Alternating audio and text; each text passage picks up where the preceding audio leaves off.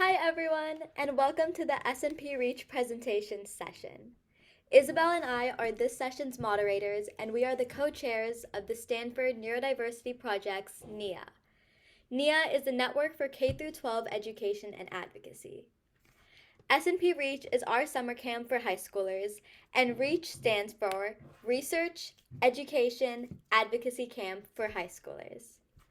This year's summer camp is the first time we've separated the participants into two cohorts, each 2 weeks long. It used to be only one cohort in the past years. Isabel and I actually attended Snp-Reach in 2020 and I in 2021.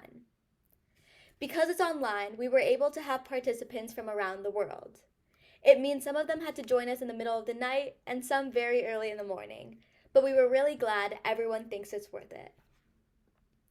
During those 2 weeks, camp participants have learned many important topics, from different models of disability, disability laws, studies about neurodiverse conditions, and we also had speakers coming to share their advocacy and inclusion experiences and answer questions. An important component of the camp is their education and advocacy group projects. They've been taught the strength-based approach to neurodiversity, the universal design, and finally, the design thinking process. Next slide, please. Traditionally, neurodiverse conditions are assessed based on medical models where the focus is on the deficits of the conditions. There are, of course, practical purposes for using the medical model.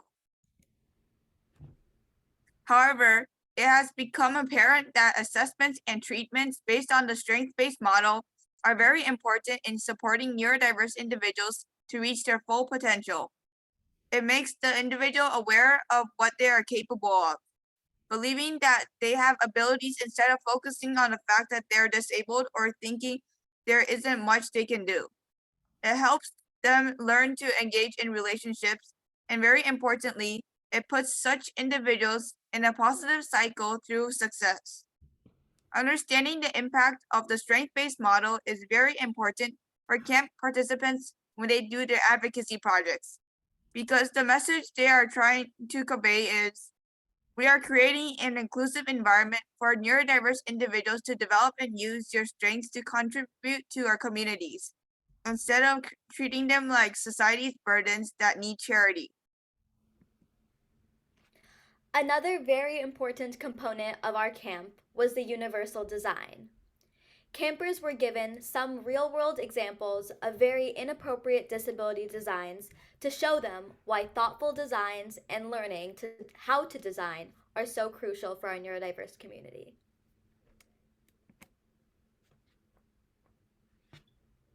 Within universal design, the concept of equality versus equity was also introduced, where ideally we'd like to design an environment that's accessible for all, instead of having to retrofit different situations individually. Also, a very good example was the design of the Magical Bridge playground that has incorporated basically all universal design principles and beyond, that's making it accessible to all types of neurodiverse conditions and physical disabilities. The founder of the Magical Bridge playground was invited to have a presentation that inspired a very long Q&A session for her designs that's now expanded into around a dozen different cities.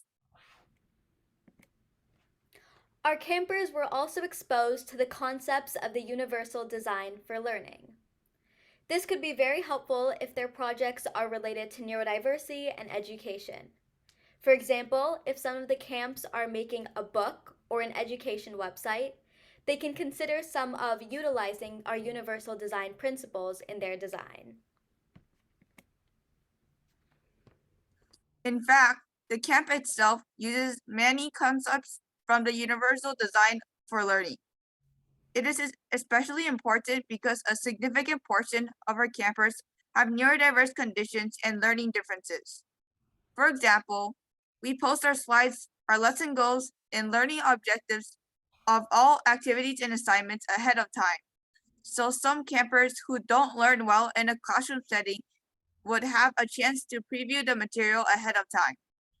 Also, we encourage different ways of expressing opinions, and we are flexible in ensuring comfort while maintaining productivity in a motivated learning environment.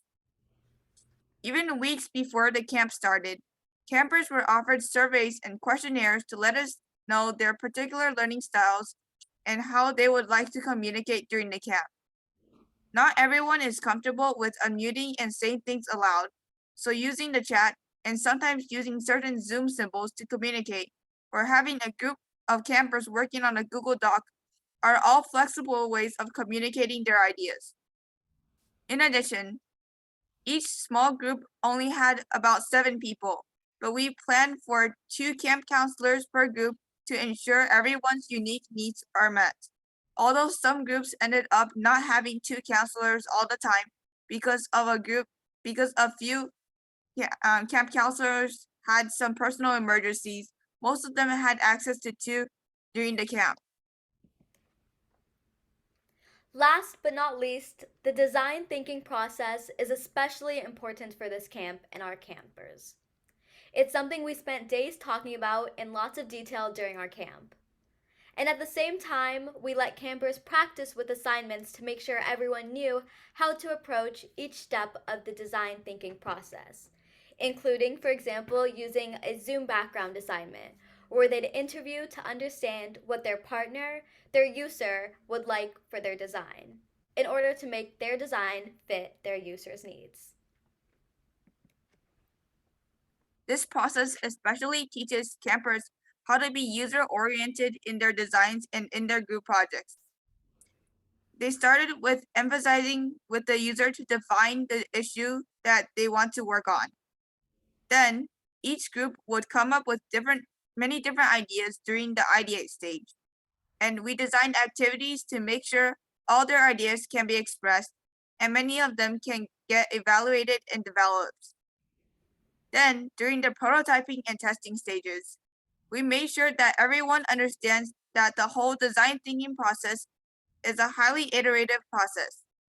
Even if something doesn't work out and they have to repeat the process, at least they could have known what doesn't work, which is also very important to the designer. Because the campers had very limited time to finish their projects, for the testing stage, Dr. Fung helped by sending out what each group wanted to test with their project in a Google form. With the people who are interested, who are nice enough to reply from the neurodiversity interest group emailing list, most groups got a decent amount of feedback that could help them improve. Because Sacha and I are both camp counselors that led small groups, we were able to see what went on in our small group time. One thing that especially amazes us was seeing how much both neurodiverse and neurotypical students were able to use their strengths and talents to contribute when we actively support everyone's unique learning and communication needs. That's what all the pre-camp surveys and communications were for, plus all the willing hearts to actually make all the accommodations happen during the camp. Nobody's talents get wasted just because their neurodiverse conditions have made it too hard for those strengths to be noticed or developed. I sincerely hope that everyone will bring this experience back to their schools and communities so that more and more people will start recognizing the importance of inclusion. It was also a treat for us to know that so many of the campers have decided to continue working together after the camp to create extensions of their projects.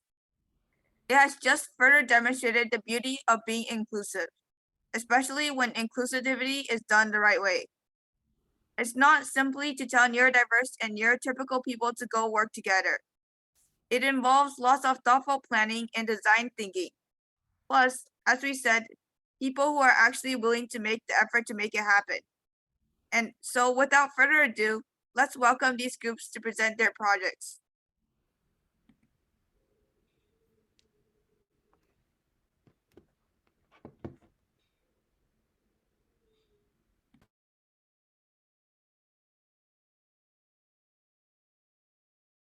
Okay, hello everyone. We're Team Kits, Tools for Everyone, and we were a group this year at the Stanford Neurodiversity Project's Research, Education, and Advocacy Camp for high school students this past summer.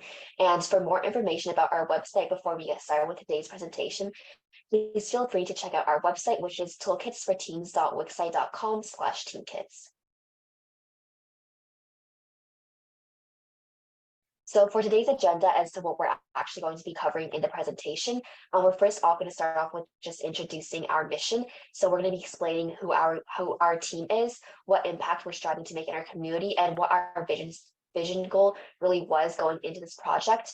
Moving forward, we're going to be discussing the components of Team Kits. So what actually do we do within our organization, and what is our innovation, and how are we helping to make an impact in our community? Lastly, we're going to be closing off with our progress so far from the summer and also our goals for the future. So what's the future for our project and how are we going to improve our innovation and broaden its impact moving forward? Yes, so moving into the introduction, we're going to be explaining more about our foundation and we're going to be describing who we are and what we specifically worked on throughout this project.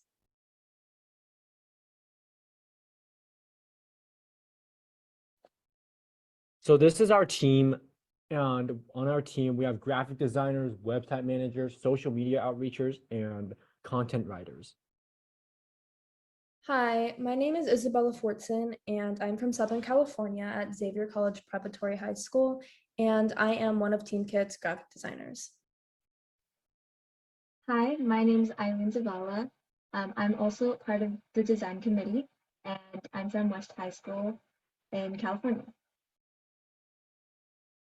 Hello, my name is Dia Menon, and I am from William G. Enlow High School in North Carolina, and I am one of the content writers and researchers.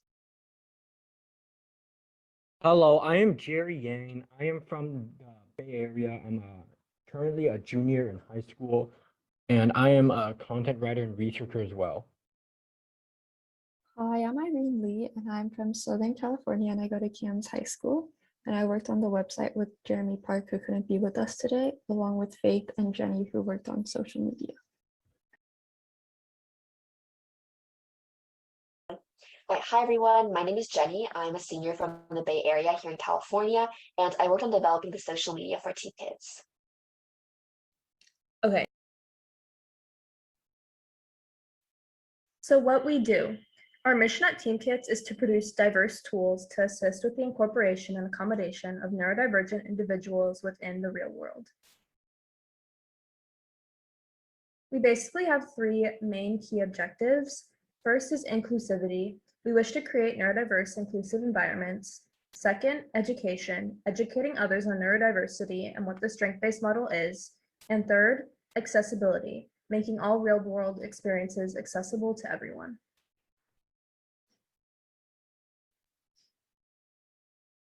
All of our resources are available on our website, which is easily accessible for educators and all neurodivergent users.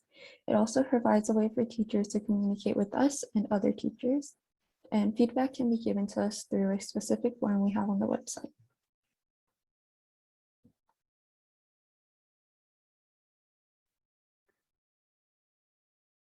So second on our list is our components. So what is in Team Kits and what resources do we provide? So our teacher toolkit basically has three main aspects. Our first part is the informational booklet, which provides teachers with resources on how to incorporate neurodiversity in their classroom. Second is the group attribute sorter, which is a student group sorter that tests strengths for efficient teamwork. Third is our feedback form, which asks how we can make our team kit better. So firstly is the booklet. When creating the teacher toolkit, our content writers gathered research and the graphic designers compiled it into an aesthetic PDF booklet. We separated the toolkit into 4 parts: strength through neurodiversity, methods of support, prints, and resources. Combined, the categories provide information on hands-on tools for teachers to implement within their classrooms. And so now here is a quick look into our toolkit that you can find on our website for free.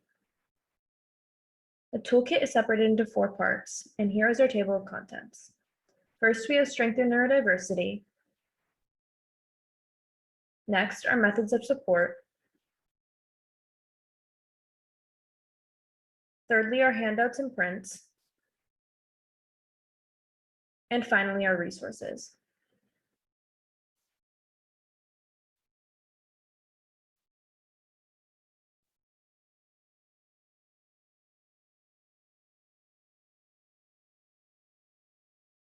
Okay, so in order to maximize the effectiveness of classwork and group work, we created the group work attributes form to organize students according to their strengths so that teachers can create learning-friendly environments for all students.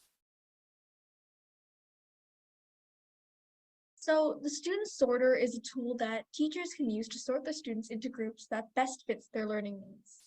The teachers will manually rank the 5 traits in any specific order in the Google Sheet, thereby creating a new group. We know that our products can always be improved, and we are open to all constructive criticisms on how we can improve our product to best impact the communities that use our tools.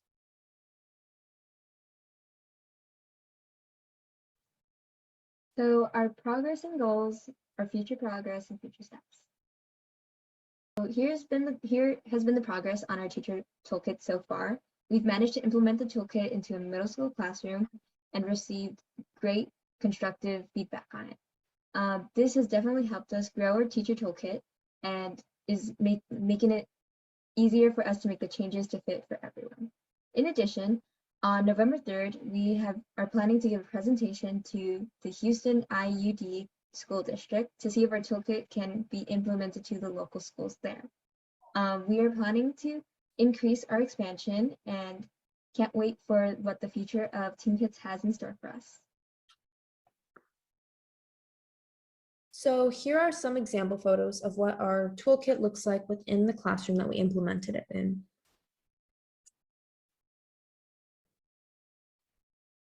And last, but definitely not least, we are excited to announce our new addition to our collection of toolkits. Behold, the Career Toolkit. The goal of this Career Toolkit is to provide information to assist employees and managers in supporting the neurodivergent community by providing resources that can help them foster a neurodivergent-friendly workplace. Now I will be showing everyone what our teacher workforce toolkit looks like.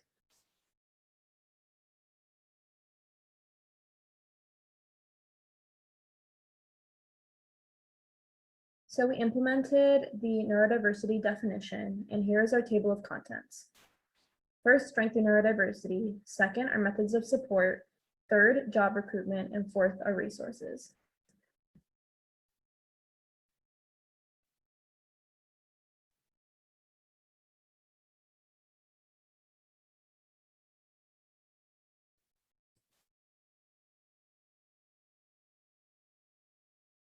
And we have many future goals, not limited to, but including developing more and more toolkits to assist neurodivergent individuals in many ways, such as with college apps and job applications, or more in depth, such as certain toolkits focusing on autism, ADHD, and many other kinds of neurodivergence.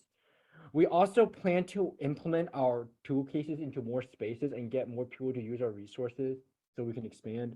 And we want to also make printable hard copy versions of our toolkits. Thank you for listening to our presentation. We're very excited to present this. Here's our website, and you can find us on Instagram on TeamKits Officials.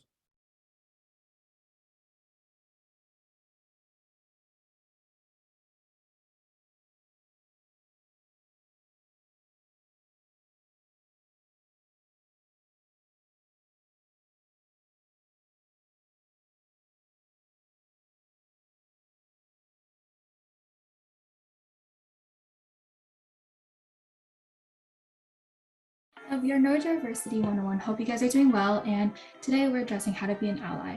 We are part of the Snp-Reach 2022. I'm Jolene, and I was part of the content team and graphics team. Hi, I'm Prisha, and I'm part of the research and website team.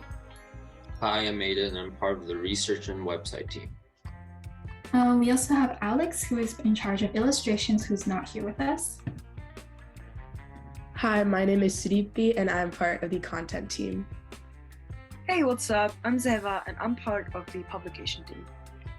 Hi, I'm Kintin, and I did graphics and fundraising.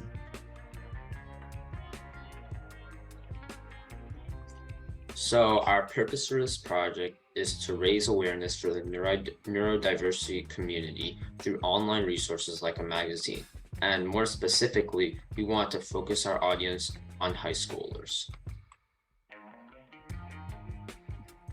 The magazine includes a variety of topics and issues, and as you can see on the table of contents to the right, some of the things we included were interviews, drawings, information on neurodiversity that's both general and specific, actions to take, resources, and more events.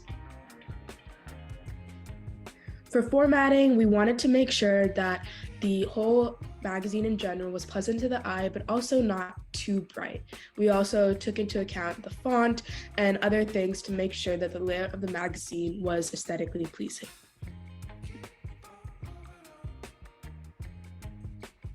Here are two examples of pages in our magazines. On the left, we wanted to talk about biases because that is really important in actually being an ally. And then on the right, this is the definition of neurodiversity that we made and also created throughout our project in the camp.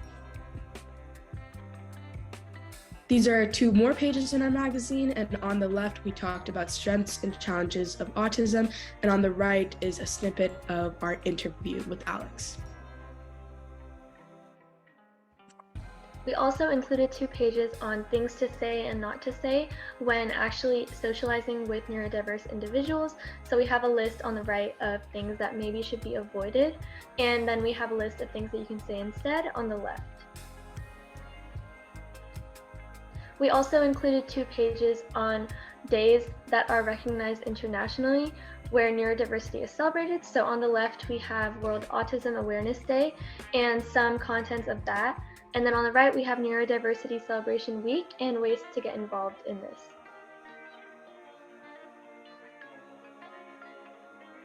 Okay, for the publication, we have our current version available on Amazon Kindle and also on our website. And the process to that was we developed our magazine through the Canva creative process, and we went for KDP application and flippable PDF. What we're looking forward in future is buying a copyright and getting an ISSN, and then of course establishing a proof of concept. And we're also looking for paperback publication, and we will be looking forward for sponsorship, and my friend Kinton will lead you further more into it.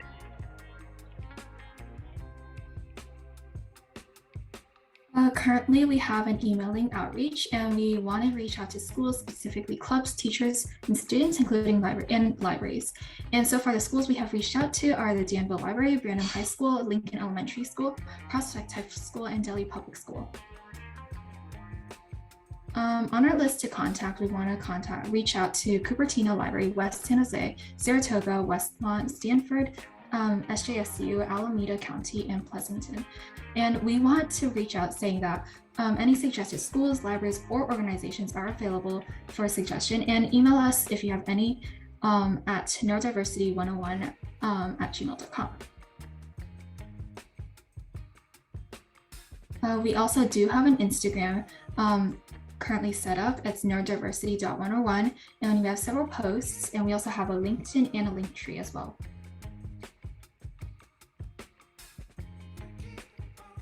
We have our monthly issues already going, and we plan on continuing to issue a monthly magazine that hones in on a specific neurodiverse condition. So far we've focused in on autism, and our upcoming issue is focused on VI. For our website, we decided to create it using Wix, and we decided to use Wix because it was easy to create one, and there's no coding involved, and it includes our magazine, context, and our mission. And our website link is listed right there, and a preview of our homepage is seen in that picture.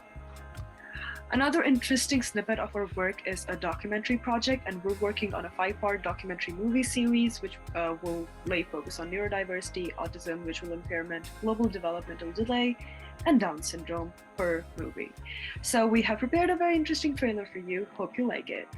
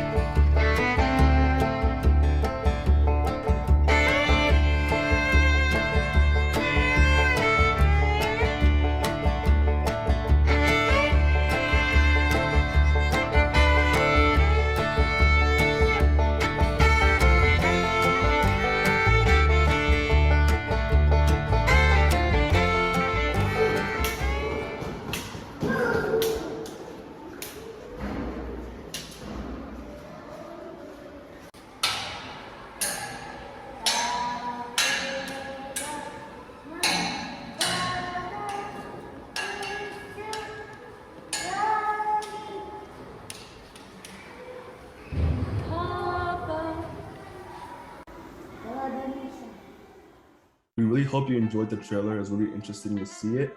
And moving on, we wanted to discuss our fundraising and collaboration for our project. We need collaboration fundraising on is some of the resources that are required, such as documentary equipments, access to online tools such as Canva Pro and Adobe Premium, as well as what Zaywa had mentioned before with hard copy publication, as we need materials and processing.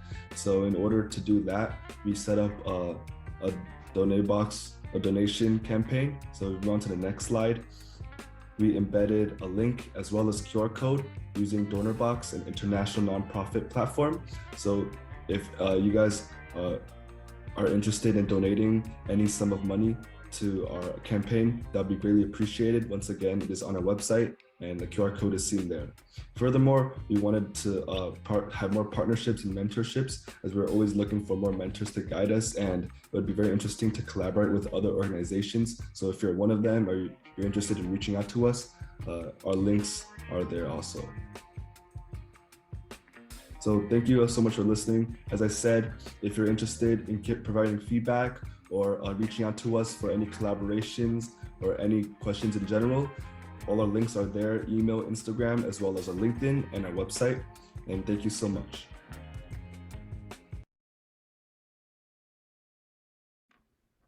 Thank you. Now time for the next group, which is In Their Shoes. Hi everyone, we're Group E of Cohort 1, and we're here to present our Choose Your Own Venture book about neurodiversity, titled In Their Shoes. I'm Rose. I'm Kevin. I'm Raina. I'm Taj. I'm Tanvi. And I'm Gavin. Okay, so now we're going to be talking about our mission. Before we came up with the idea of a book, we had a problem we wanted to solve. We noticed that while neurodiverse education for elementary schoolers is robust, not much thought is given to older neurodiverse kids still navigating their education. We wanted to make something to fix this. We wanted our product to be specifically geared towards high schoolers or young adults in order to make the classroom environment more inclusive. Our group also spent time thinking of reasons that this lack of education exists, other than simply not being taught, and how to make information on neurodiversity more digestible and universally accessible to both neurotypical and neurodivergent individuals. Yeah, so our idea was to basically create a book centered around the experiences of a neurodiverse teen, which could reduce the stigma against neurodiverse individuals. And it was meant to be relatable to neurodiverse students while also educating neurotypical students about the strengths and struggles of being neurodiverse. We also wanted to foster representation and inclusivity for neurodiverse young adults to help break down some of the stigmas they face. And to this, we added footnotes that readers can reference anytime an action is taken by our characters that results from their neurodiversity. So with our idea of what we wanted to do now crystal clear, the only thing that was left was to decide how to tackle such a big project. Early on, we decided to break our book up into manageable subteams to allow group members to work mainly on what they were best at. We initially thought of breaking up into writers, editors, and illustrators, but we ended up consolidating writers and editors together into one subteam. Kevin, Reina, Taj, and I were writers, and Rose, Tanvi, and Kate were our illustrators. Adding on to that, we also wanted to make sure our book was accessible for anyone who wanted to read it. We started off by writing our book in Open Dyslexia, a font specifically designed to make reading easier for dyslexic people. We also broke up large chunks of text with illustrations to reduce eye stress for people with focusing issues, and recorded a full audiobook for people who might be visually impaired or just want a different experience to our book. Now onto the illustration.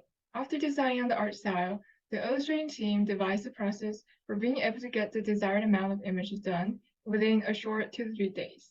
Since the book wasn't targeted towards a younger audience, we felt it was best that we didn't have the images on every page and landed on goal about 10 to 11 images in total, including the cover. With this, we made a plan to get at least 3 pictures finalized a day. To achieve this, one of our illustrators, Kate, who couldn't be with us today, would pick a scene from the story and sketch a rough draft of what was most important to capture in that scene. In this slide are a few examples of what Kate drew before sending them to me for the next step in our assembly line system. Yeah, so the next step was primarily led by Rose. Rose took the sketched concepts from Kate and used a digital editing software to make them colorful and visually appealing. After this, the pictures would pretty much be finalized, but then she'd send the illustrations to Thanvi for a final touch-up before being added into the book.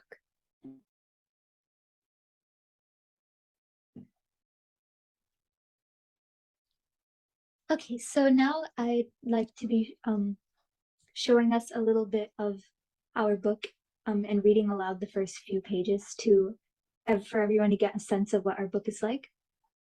So here we go. August 20th, a blisteringly hot, humid day somewhere in suburbia. As you pull up to the curb, your new high school appears. Boy, am I excited, you think. First day of school, what can go wrong? As you open the door, you enter a new world. A zoo of sights, smells, sounds confront you like a wall. High school sure is different. Overwhelmed physically and emotionally, you do the best to remain composed. You focus on each and every detail in the scene unfolding in front of you. The bell rings. A sea of students flood like a tidal wave through the locker-adorned faux granite corridors, jockeying for position. Why can't people just walk normally? Suddenly, the sea of students parts. Nerds, jocks, and everything in between hug the walls as they stampede to class. They know to always give the bully his space as he swaggers down the hallways with an ego too big for even this stately high school. This is his turf. But swamped with sensory overload, you don't know how to react and head right into the lion's den. A hulking, pockmarked student awaits you as you run straight into his chest.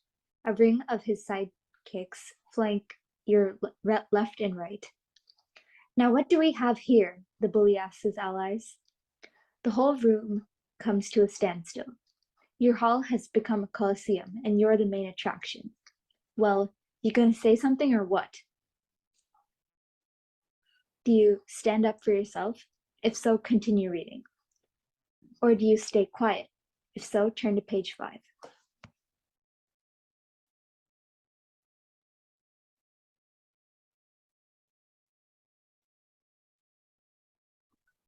Thank you so much, Tanvi, for reading.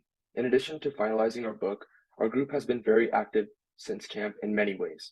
First off, we were able to publish our book on Amazon as both a Kindle ebook and a full paperback.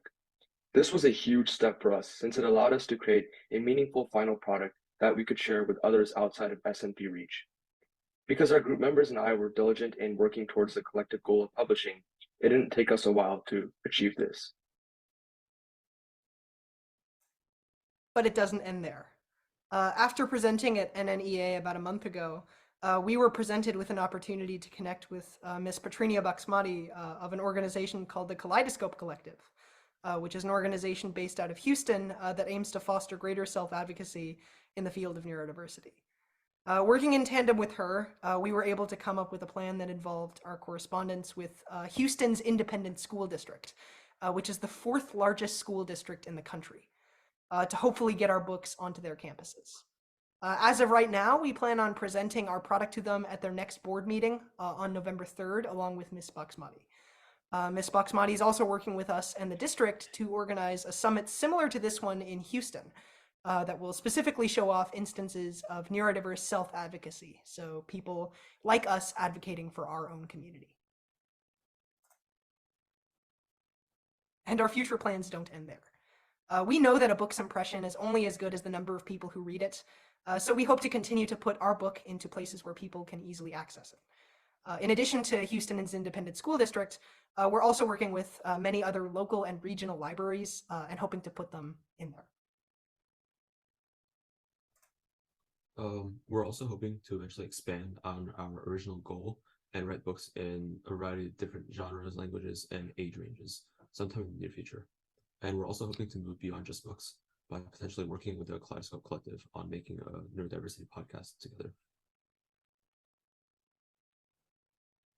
Yeah, so before our group ends, I also want to just extend an enormous thank you on behalf of our whole group to our mentors, Isabel Esperanza and Dr. Fung, who helped coordinate our project and really made sure we were on the right track throughout. Also, a special shout out to one of our group members, Kate, who couldn't make it today. She was really instrumental in helping our book get finished. All right, cool. I'll be sure to put a copy of our book in the chat, along with the Amazon links to our book and a recording of our audiobook. If anyone has questions or feedback, feel free to share.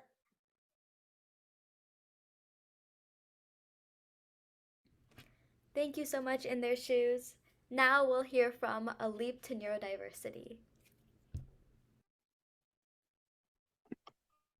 Hi, we are A Leap to Neurodiversity Advocacy. My name is Chloe Howes, they, them, and I am neurodivergent.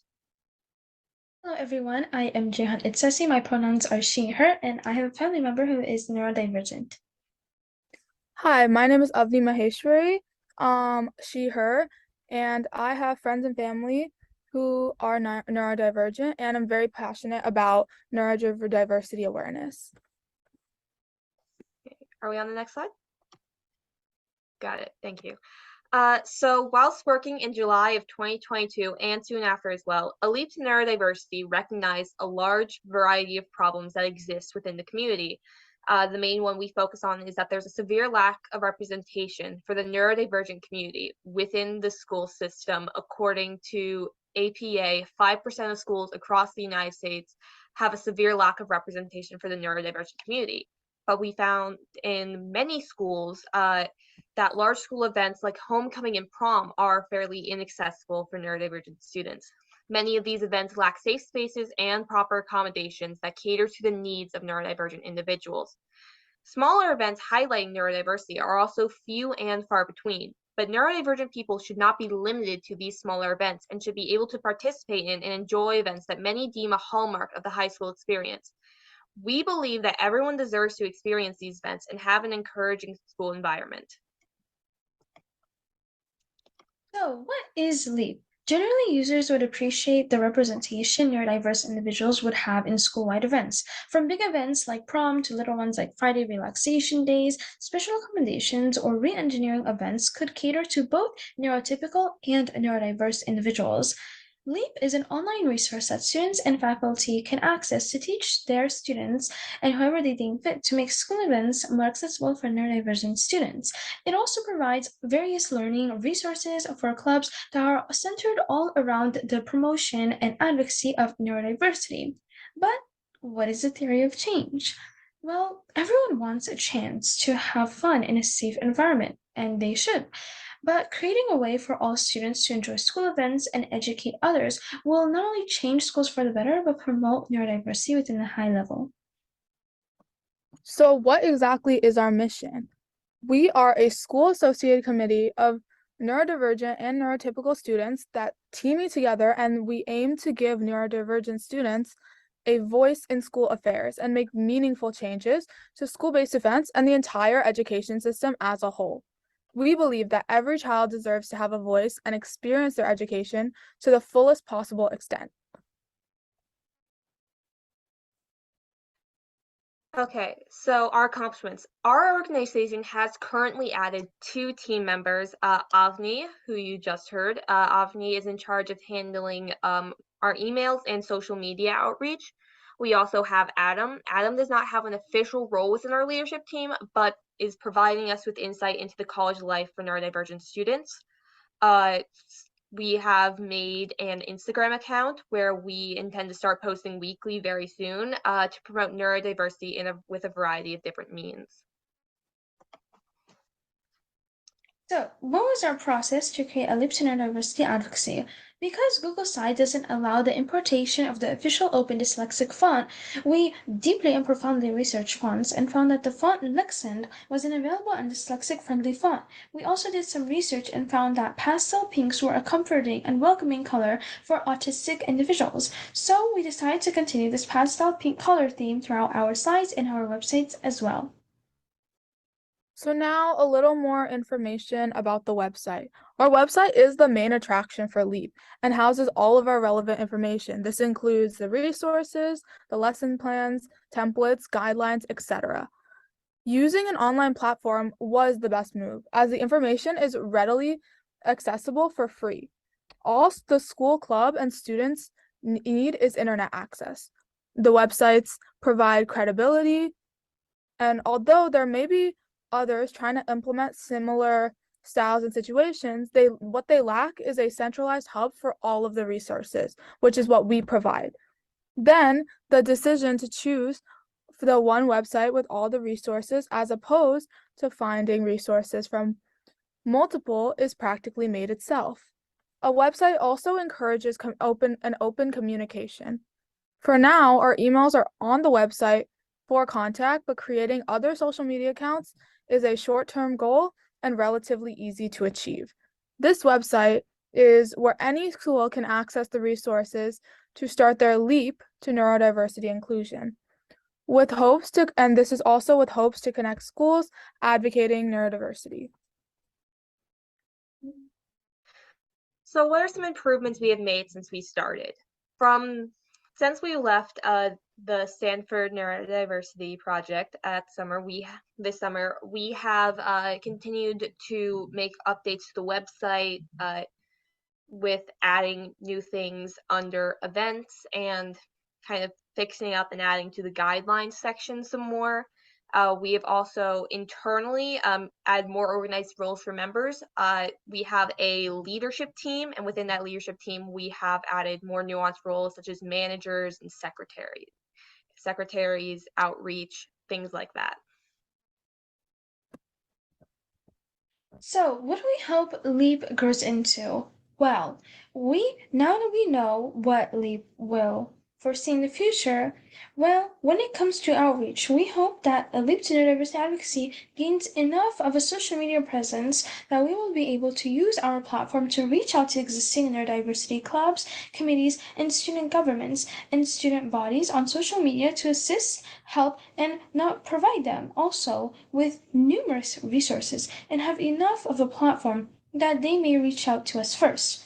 We also hope that LEAP to neurodiversity advocacy will become a widespread way to encourage students to create their own neurodiversity clubs to promote a safer and more inclusive environment at their schools. All in all, we want LEAP to be an overall way to encourage acceptance, education, and kindness in school environments. In regards to neurodiversity across the country, to make schools a better place for the neurodivergent community. Now a little bit more on outreach. As we've mentioned before, we plan to expand to social media platforms. For outreach, we would mainly be using Instagram and Twitter to post about our website and what we are doing with it, as well as post fun facts and stories about the neurodivergent community. We We have already launched our Instagram account, and we are working diligently to get our Twitter account up and running. We also have our email, neurodivergentstudentcouncil@gmail.com, listed on our website for people to use so that they can reach out to us. With these platforms, we will not only continue to spread awareness and education, we will also be encouraging people to check out our website and all it has to offer. Outreach using these platforms has a lot of benefits, as instead of going through website links, anyone interested or curious could just send a direct message through Instagram. For example, it is much easier to connect with possible users, and overall a social media presence encourages participation and bridges the gap between user and product. As with any project, we are also aware of the challenges that come regarding social media. For budding organizations or groups as ourselves, it is hard to advertise using just a social media account. Only when a group gains enough traction does it become effective to use Leap's account for advertisement. We plan to mitigate these effects by establishing a network of individuals to spread awareness through their social media accounts, namely ours first. We will also be using word of mouth and encouraging people at our schools and at other schools to check out this resource and follow us on social media, as well as advertise us on their social medias. Some of us also intend to start clubs at our own schools and use Leap as a resource for lesson plans and managing the entire operation. Thank you all so much for listening to our presentation, and we hope you gained some insights into promoting neurodiversity as a whole. Thank you.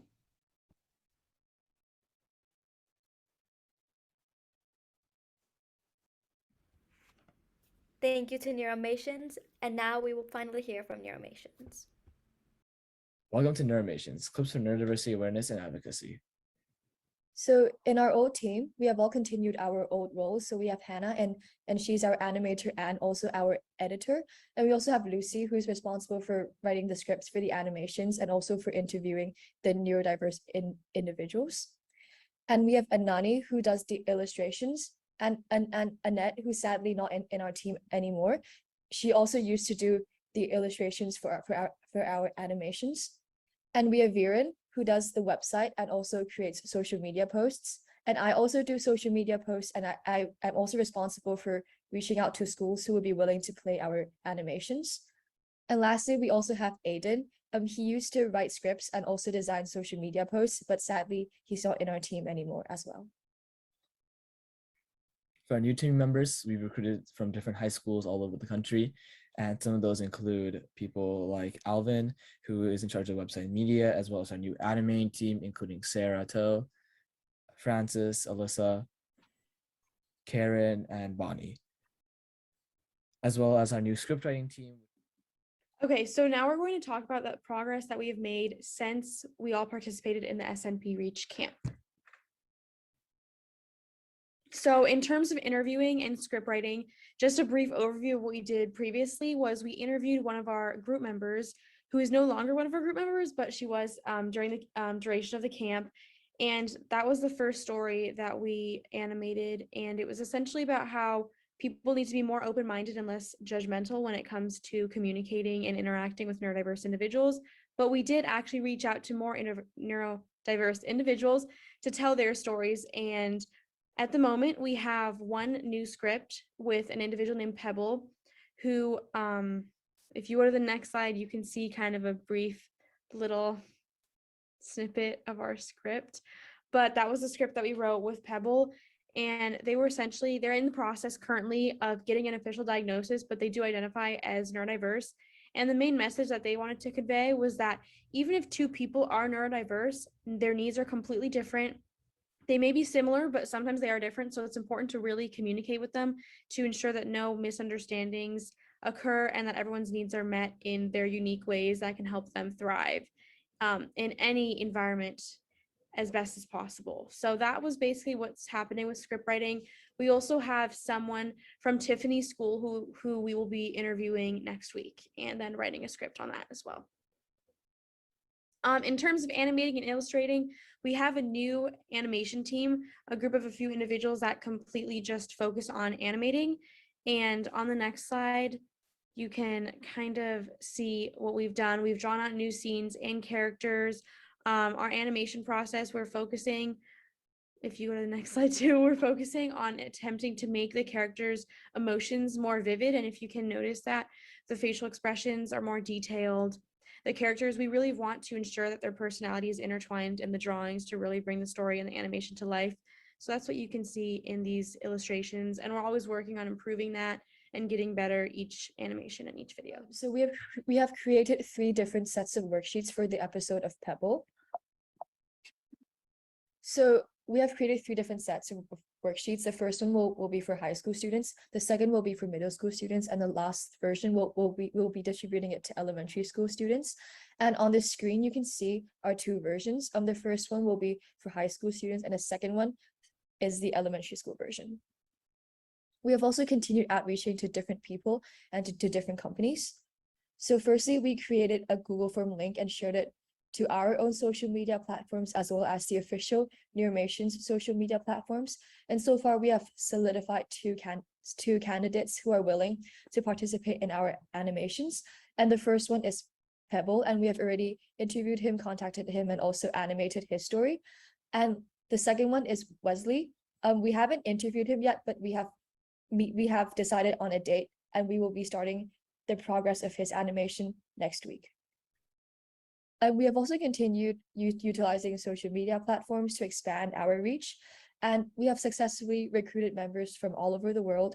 We have also reached out to different companies such as Hong Kong Youth Ops and also Fenalytics, and they have agreed to help us expand our reach through marketing and through promoting us on their platforms. And lastly, we have also reached out to schools. And as for local schools in Hong Kong, they have expressed concerns over the language barrier, and they have asked for possibilities for a Chinese translated version, but that isn't something on our plate right now. And another organization called Amplify Hong Kong, they work with a lot of local schools and different international schools in Hong Kong, and they have agreed to use their network with schools to help us find schools which are willing to play our animations. And those and our group members who are in the US have also reached out to high schools in Southern California, and these include the 3 high schools as seen on the slides. And for website media, what we did for Neurations is that we had the old forum page, as our new forum feature allowed people to interact through posting and advocating about neurodiversity on our site, as well as allowed us to connect to the viewers and build our own community out. As we wanted to find a place where both teachers, students, as well as neurotypical and neurodiverse individuals could interact online. However, after receiving feedback over the complexity of our website, we installed a new program feature, making it easier for kids and adults to find worksheets and videos all in one place. As through our new program feature, all students have to do is sign up to our program, in which through their email, they can easily do this. And later on, they have access to all of the websites and all of the worksheets, animations, as well as other information and resources that we would want, all in one page and area. As we allow parents to track what students have completed videos, as well as through the quiz feature, ask questions to students in order to make sure that they fully understand it.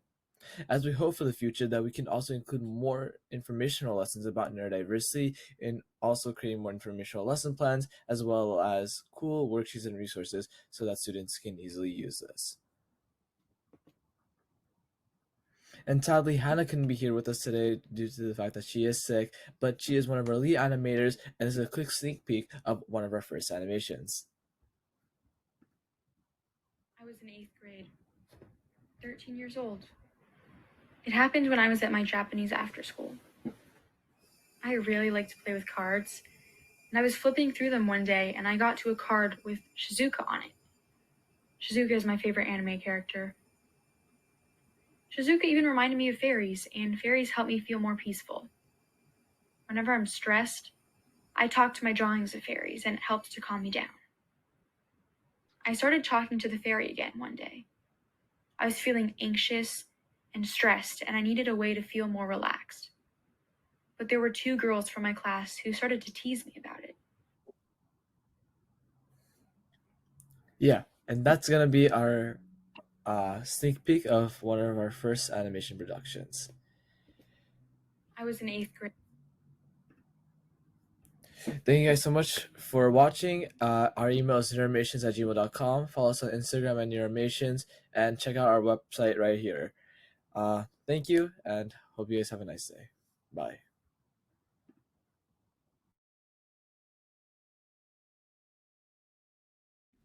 Thank you so much to all of our groups. We actually are very lucky. Many of our group's members are here with us today, so now would be a perfect time. We have about 15 minutes for any of you who have questions and would like to put it in the Q&A or the chat, and we can have members from our different groups answer them. Please feel free to go ahead.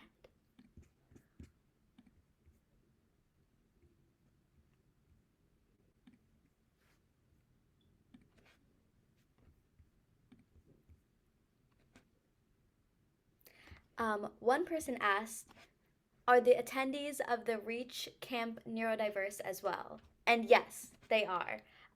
We had a wide range of all different kinds of students, but yes, our Snp-Reach camps are always a very good mix of both neurotypical students and neurodiverse students. And during a lot of our discussions, we get to hear from both sides, which I think are what makes a lot of our discussions and the reason why we got to come up with such amazing projects very impactful and also relate to the neurodiverse population as well.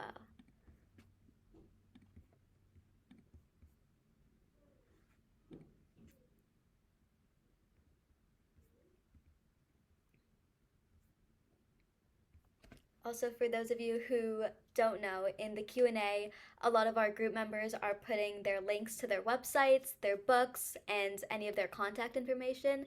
So if you want to look for specific groups, you can go into the Q&A section and it should be over there for you.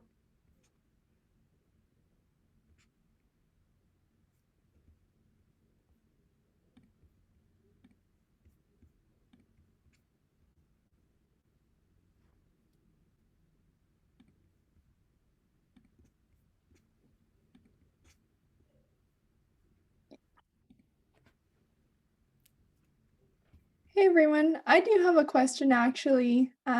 It's really wonderful to see all of the presentations or the videos that are now the projects that you all have prepared. I was actually one of the Snp-Reach camp counselors, and so it just like makes my heart swell to be able to see all of the work that you all have put in.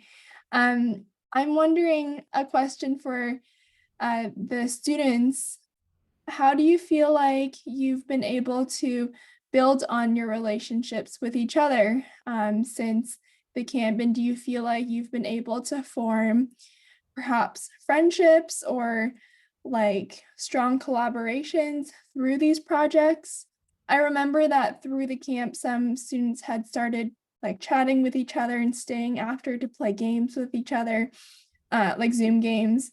So I'm wondering if your projects have helped further your friendships with each other. May I answer that question? Sorry. Yes, go ahead. Hi, I'm Dia. So I'm part of the first team that presented team kits. So one thing about me is that while most of the students who participated in SMP, at least in my group, were from California, I am from the complete opposite side. I am from North Carolina. And that really presented a barrier to me at first because I didn't know anyone in that group. They were all unfamiliar to me and I just felt kind of disconnected. But I think the first activity that we did, the slideshow activity, really helped me connect with my group members, especially one of my partners for this activity was Eileen. She's in this meeting right now. But it really helped me connect to the groups and like see them as more as people rather than just just video screens on the other side of the world. It just connected me to them. And I think that really helped foster our communication and helped make our project something that really shined. And I am sure that can apply to all the other groups as well. Awesome. Thank you so much, Dia. Does anyone else have anything to add? Yes, Gohan. Go ahead, Jehan.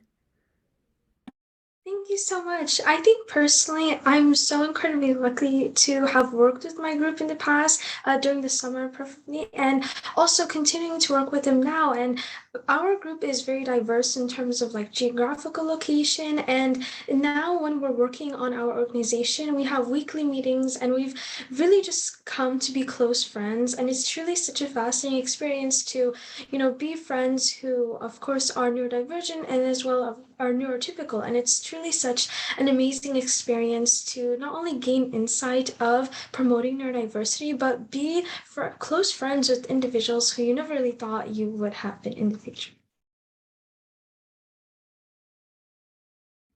That's an awesome way to put it. Thank you so much, Jehan.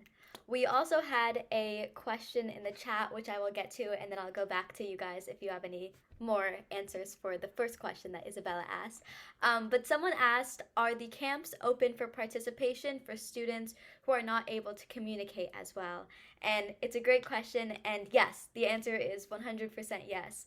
A lot of our camp leaders before camp started, we actually, as Isabel was mentioning, we kind of got trained on different ways we can work with our campers to communicate. And a lot of our campers who weren't very strong verbally or didn't want to communicate verbally, we often communicated through Google Docs, and we would often put questions of different topics, of various ideas, and we would have everyone type their answers. And then the group leaders would maybe share different responses and ask if anyone wanted to further elaborate if they were comfortable verbally.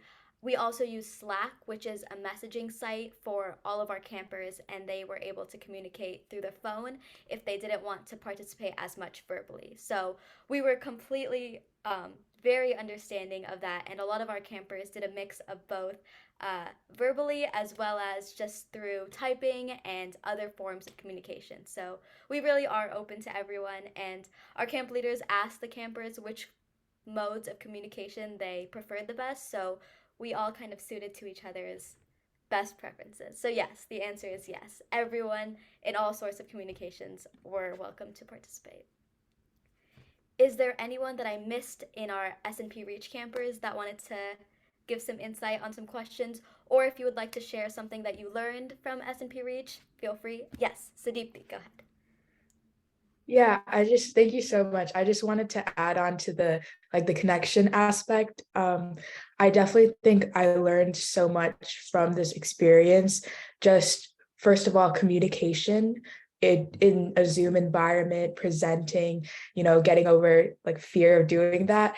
And then afterwards, being able to connect and become friends with the people in my team. So Jolene, who's also here today, we are both also part of the core committee, and we're also on the same team, and we're both designers for our magazine. And I think we can both attest to the fact that our team has grown a lot closer, and we've both definitely bonded as not only like teammates and also as friends. That's so amazing to hear. I'm sure many of us also had the very same experience, but thank you so much for sharing, Sadipti. Any other speakers who want to share their experience at Snp-Reach? If not, let me make sure we don't have any questions. A lot of people are saying you guys are doing an awesome job and fabulous presentation. So once again, congratulations to everyone.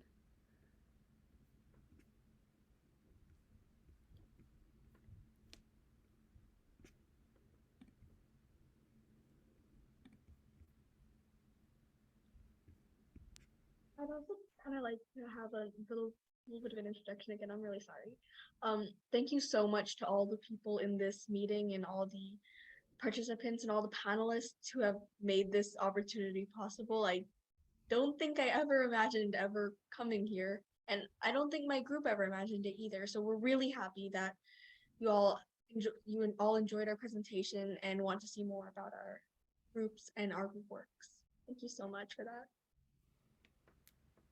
Yeah, and just adding on to that, on behalf of our whole group, the Choose Your Own Adventure group, we're just really grateful to be able to have this opportunity to come present our work that we made over the camp here at this summit. So a huge thank you to obviously Dr. Fung for setting this whole thing up, to the mentors at NIA, And then also to our group mentors, Isabel and Esperanza, who really helped us get our work off the ground too. Yay! Thank you so much, you guys. Yes, Viren, go ahead. Yeah, I just want to go off what other groups are saying. I think it's a really special thing that what's it called? Like we can learn about like neurodiversity, something that we don't really get to explore in our own schools, and that the camp allows us to do this. And also just wanted to mention Nani as well, just like a big part of our camp. She can't be with us here today. So yeah. Thank you so much, Viren.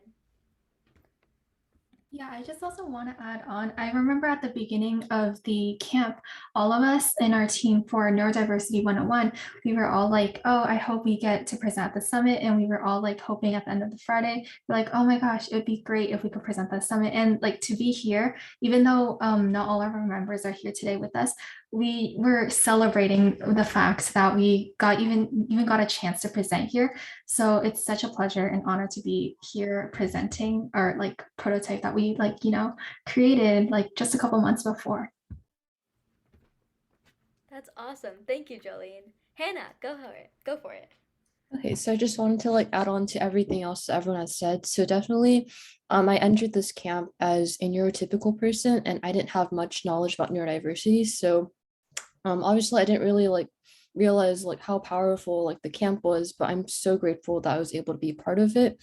And I'm really happy that my group and I, we've expanded a lot, and I'm glad that we're adding more members so we can keep continuing our project. And yeah, I just want to say thank you for the opportunity, and we're all really grateful to be here.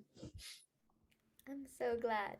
We also had one question in the chat. So for any of you who would like to speak, I know Dia mentioned it, or Dia answered it, but someone asked, how did you manage your time while working after the camp?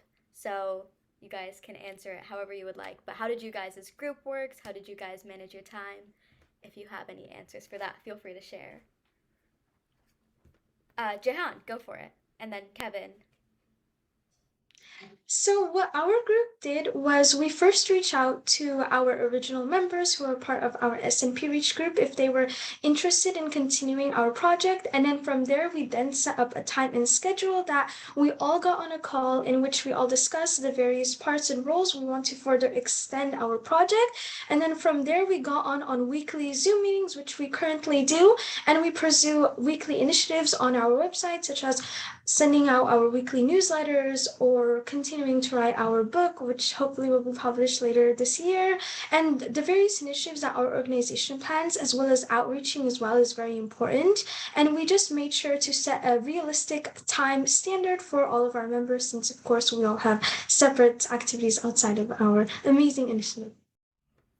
Thank you, Jehan. Kevin.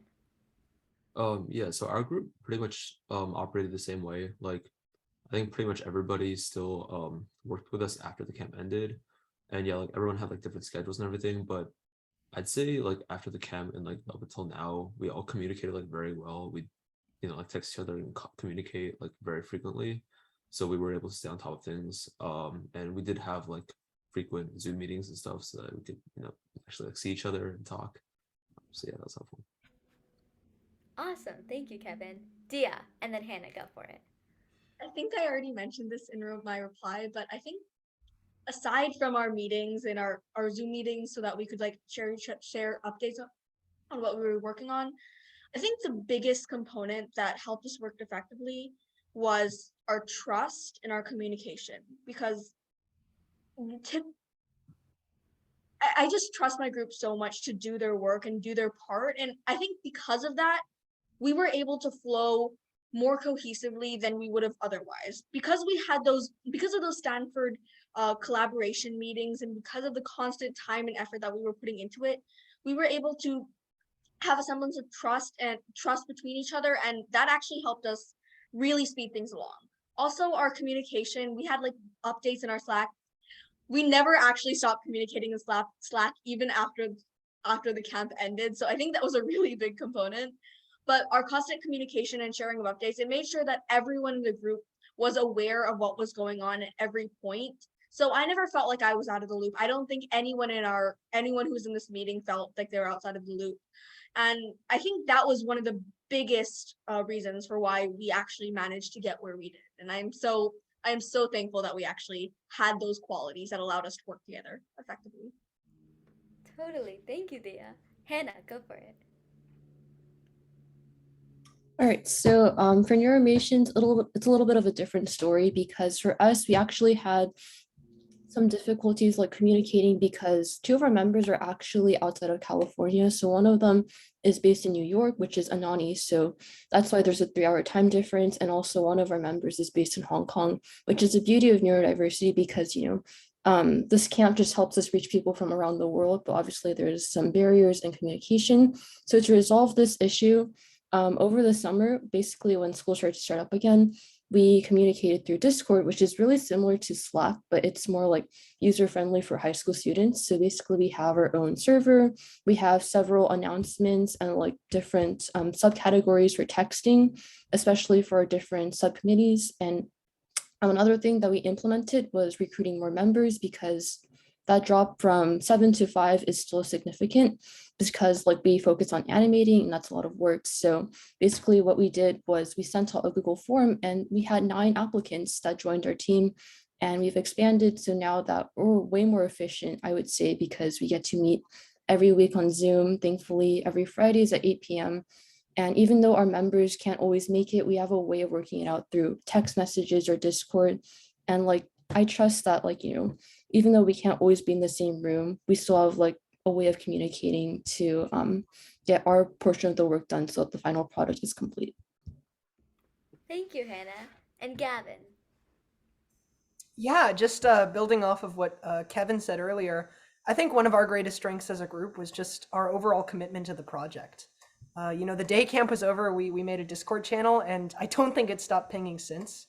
And I think this really allowed us to kind of make a final product that, was something that even we thought, was above and beyond what we could initially do. Being able to present in front of NNEA and Miss Mock's Body with the Houston School District coming up was definitely something that I think I can attribute to just our whole group's commitment to the project. Thank you so much, Gavin. I know we are about to wrap up, and I want to thank all of our Snp-Reach camps for taking the time to do such awesome work on behalf of Isabel and I. You guys have done amazing progress, and to our audience, thank you so much for listening. I know all of them were so excited to present, and they've done such incredible work, so we are all so grateful to have each and every one of you here. Thank you so much for coming and listening, and thank you to all of our members. We will be wrapping up in about 1 to 2 minutes, so if anyone has any last minute questions, last minute remarks, feel free to quickly say them and then we can start heading over. Yes, Dia, go for it. So I was trying to send the information about our toolkit for teams and the chat. Unfortunately, I am not able to send it to everyone, only to the hosts and panelists. Do you know how I can go about sending it so that everyone can be a little bit more informed about what we're doing and what we're trying to achieve? Yes. Yeah, I can help you post it to everyone. Thank you so much for that. No problem. And then Sudipti, go ahead. Yes. Last thing I wanted to say is just a quick shout out for our documentary that we're doing, and we are trying to do a national documentary. So the trailer was from Kashmir. So we wanted to also highlight individuals in the Bay Area in US. So if anyone is interested, whether it's any of the panelists or anyone in the audience who would like to share their story with neurodiversity, please let us know because we would love to hear and include what you have to say. Thank you. Thank you so much to everyone. Thank you all for coming. Thank you all for listening. And thank you so much to our Snp-Reach members for taking the time to come on here, answer your guys' questions, and make these amazing, amazing groups, documentaries, and books. Without further ado, I think that is the end of our session today. I really appreciate all of you coming.